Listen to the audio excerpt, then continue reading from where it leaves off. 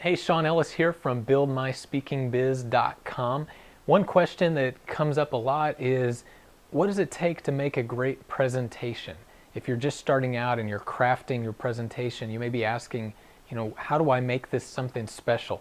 And through the years as a booking agent, I've been privileged to work with and see a lot of great speakers, people from Magic Johnson to Mark Victor Hansen, Wayne Dyer, Ben Stein, Naomi Judd. The list goes on and on, just a wide variety of speakers from business types, celebrity types, athletes, you name it, on and on.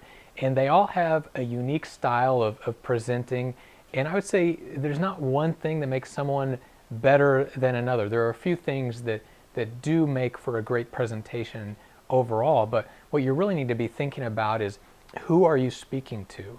Because they're going to have a different view or a different perspective on what makes a great presentation than somebody else's audience. You've also got to think of your own gifts and talents and try to incorporate that into the way you present.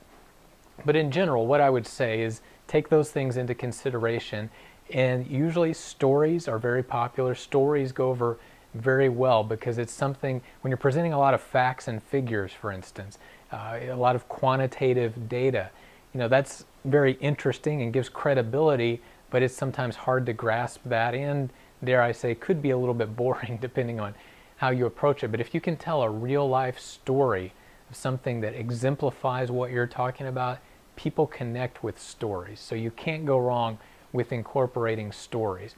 The other thing is to just be real.